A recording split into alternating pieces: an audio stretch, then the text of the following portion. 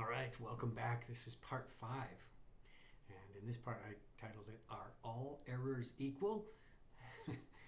Well, probably not. So let's start off with a really fascinating study that was done, I believe, at Yale University. And in this study, there was a group of pianists who played 4 different pieces, and these performances were recorded. And then a team of 8 pianists, I believe they were all graduate students, who presumably knew these pieces quite well, were given the task of listening to the performances and detecting errors. And they even had scores. So they were able to listen to the performance and look at a score, and they had to detect the errors in the piece.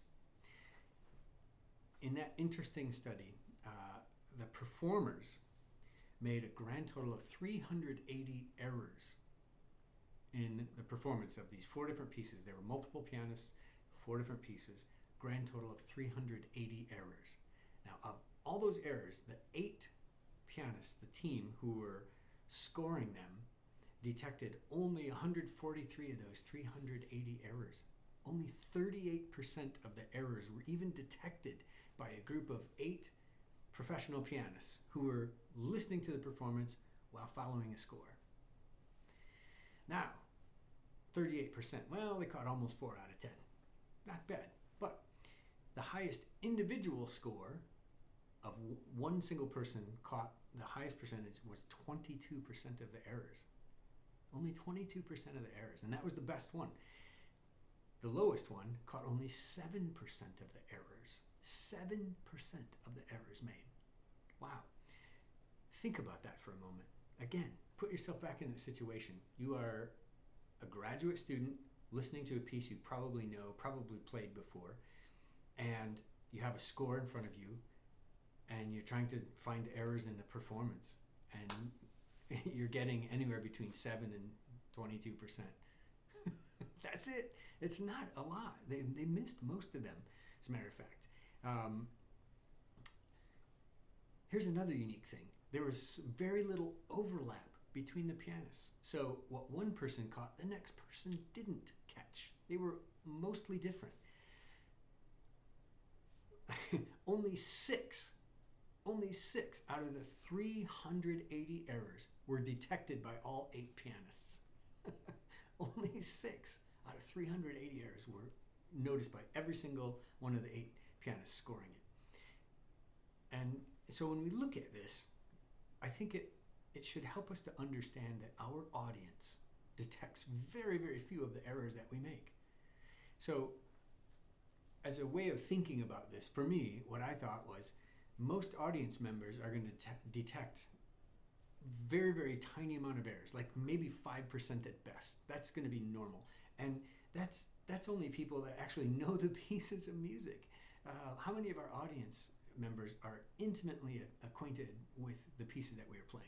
Yeah, some, if you're a professional performer or teacher, you may know the piece quite well, and so you might catch a larger percentage. But our audience perceives a really, really small percent of our errors, a tiny fraction of them. So probably less than 5% of the errors are even noticed by the audience. Now, if they do notice, they usually don't care. That's the other great part. Most audience members are really not very concerned with errors.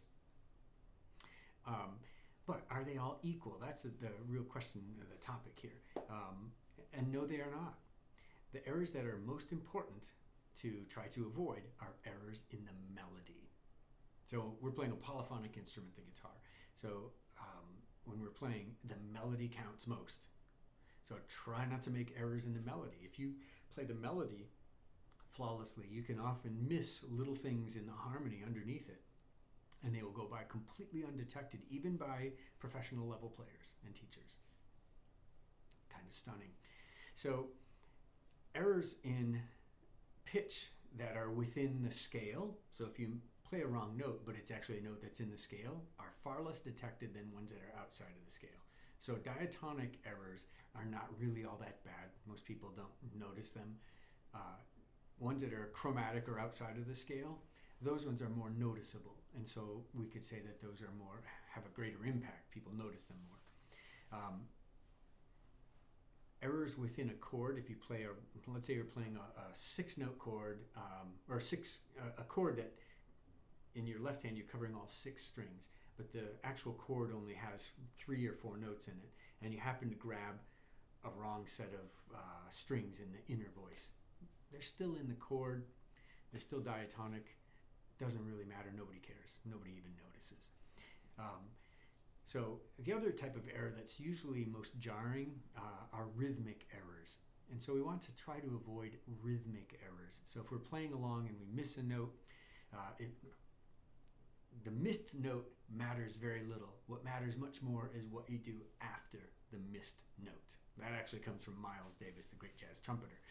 He said, making a mistake isn't the problem. It's what you do after it that really counts. So keep that in mind. So when we wrap up this section, not all errors are equal.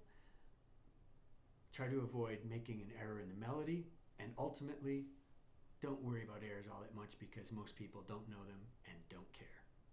All right, that's it for this section. I'll see you in section 6.